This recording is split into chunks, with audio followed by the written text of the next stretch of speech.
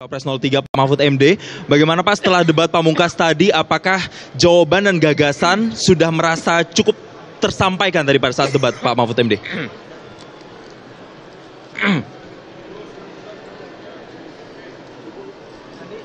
Baik, tadi rasanya di dalam debat ya biasa-biasa sajalah, begitu debat itu.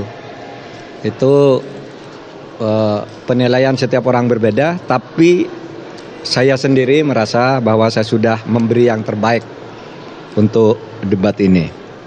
Nah, oleh sebab itu karena ini debat terakhir untuk Cawapres, saya ingin sampaikan terima kasih kepada Pak Jokowi karena 5 tahun yang lalu atau 4,5 tahun yang lalu beliau meminta saya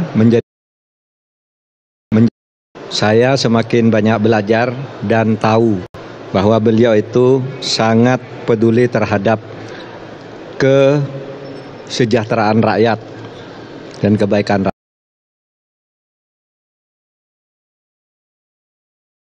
rakyat. Itulah sebabnya pada tahun ini saya bersedia pula ketika diminta menjadi cawapresnya Pak Ganjar Pranowo, karena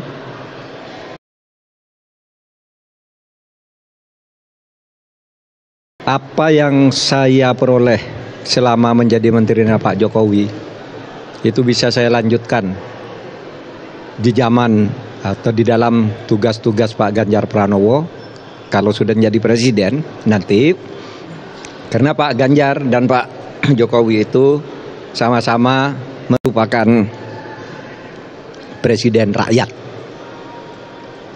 Itu aja. Kalau dari Pak Ganjar, ada tanggapan terkait penilaian tadi penampilan debat dari Pak Mahfud MD? Baguslah.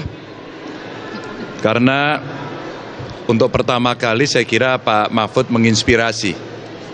Ada pertanyaan yang harus dijawab, tapi beliau sampaikan tadi, ini pertanyaan nggak perlu dijawab. Dan itu menginspirasi. Saya melihat, oh iya ya, kadang-kadang pertanyaan itu tidak perlu dijawab gitu ya. Dan beliau sampaikan secara terbuka, menurut saya itu bagus untuk mengedukasi semuanya dan Pak Mahfud menyampaikan dengan firm betul itu. Baik, terima kasih Pak Ganjar, Pak Mahfud. Tapi kita berikan kesempatan untuk teman-teman media. Boleh yang paling ujung? Silakan sampaikan nama dan dari media mana. Perkenalkan saya Laura dari TV One. Mau tanya buat Prof Mahfud. Tadi kata Gus Imin, Prof lawan debat yang baik. Kalau bagi Prof Mahfud sendiri, siapa lawan debat yang baik dan kenapa? Kemudian terus tadi ada pertanyaan dari Mas Gibran yang dibilang receh-recehnya gimana Prof? Terima kasih. Gini, semua lawan debat itu menurut saya baik. Ya, atau mereka sudah mempersiapkan diri, seperti halnya saya juga. Soal pertanyaan receh itu, ya bagian dari gimmick aja.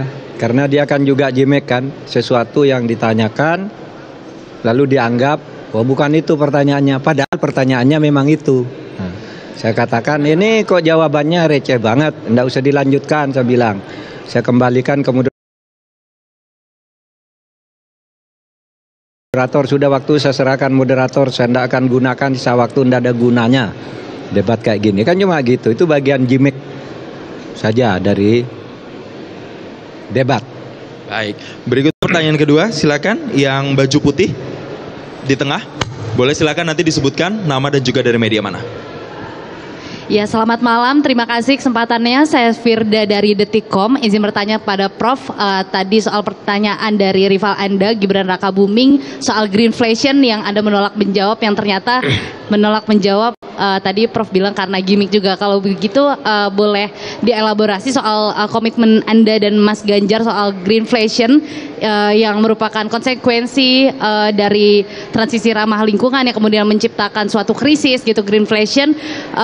Apakah bagaimana Anda nantinya mewanti-wanti ketika kebijakan ekonomi hijau ini diterapkan itu tidak menimbulkan perlawanan, penolakan dari masyarakat seperti demo rompi kuning yang tadi disinggung sama Mas Gibran. Bagaimana komitmen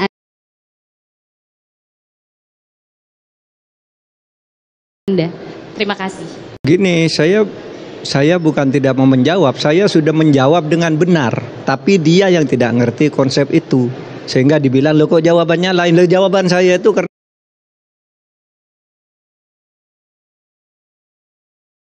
pertanyaan itu. Oleh sebab itu saya bilang ke moderator, udahlah kembalikan ke moderator aja, ini nggak bisa dilanjutkan debat kayak gini karena masalahnya sudah dijawab lalu bilang belum dijawab, kan itu hanya gimmick aja bilang begitu. Makanya saya bilang ini receh kalau gitu, pertanyaan baliknya receh kan begitu. Saya sudah menjawab sesuai dengan pertanyaan. Oke, apa ini saya mau baca dulu ya pesan dari TPN. Baju yang saya pakai bersama Pak Ganjar ini merupakan aksi nyata dan balutan harapan perempuan Indonesia untuk merawat ibu pertiwi kita yang sakit. Izinkan saya bercerita tentang perjalanan baju ini.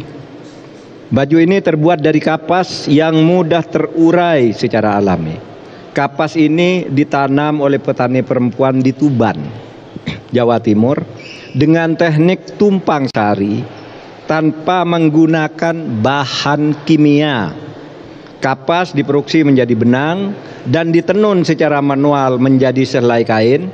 Pewarnaan menggunakan pewarna alami dari tanaman, bukan kimia, sehingga menghindari penggunaan 2,5 juta liter bahan kimia. Sementara kancingnya diproduksi di Makassar, ini kancingnya. Kain dijahit oleh ibu-ibu di desa Badung, Bali, menggambarkan semangat dan kerja keras mereka untuk memberikan penghidupan yang lebih baik bagi keluarganya di masa depan, di mana 100% dari mereka menerima upah yang layak. Dibutuhkan waktu 180 hari, 6 bulan, untuk tumbuh, memintal, menenun, dan menjahit baju. Proses ini telah menebarkan dampak positif untuk 1.500-an kehidupan, terdiri dari petani hingga penjahit. Juga berhasil mencegah produksi 80 ton CO2 dan menggenerasi 30 hektar lahan melalui daur ulang sampah dan mengubah tanah kering menjadi agroforestry. Sebelumnya, para ibu pengrajin terdampak bahan kimia yang bahaya bagi kesehatan dan mencemari sumber air dan juga tidak mendapatkan penghidupan yang layak. Pengembangan penanaman kapas asli Indonesia juga menjadi inspirasi di mana sekarang lebih dari 90% kita mengimpor kapas. Padahal di tahun 1940 sampai 1950 Indonesia adalah salah satu produsen kapas global terbesar. Akhirnya, saudara, karena ini topiknya topik tentang lingkungan dan kelestarian alam, apa pesannya? Kisah yang saya sampaikan tadi membuktikan bahwa kita bisa membangun Indonesia unggul yang adil dan lestari untuk seluruh rakyat. Kita bisa hidup layak dan berkembang di rumah kita sendiri dengan menjaga kearifan lokal dan keberagaman. Pembangunan ke depan harus melihat bukan hanya aspek ekonomi, tetapi juga lingkungan dan sosial untuk sebesar-besar kemakmuran rakyat. Cukup ya? Baik, terima kasih Pak Mahfud MD dan juga Pak Ganjar Pranowo, Capres-Cawapres 03. Boleh maju ke depan dan diabadikan momen fotonya bersama dengan rekan-rekan wartawan. Oke. Calon melakukan jumpa pers setelah debat keempat, tapi yang ingin kita juga dengar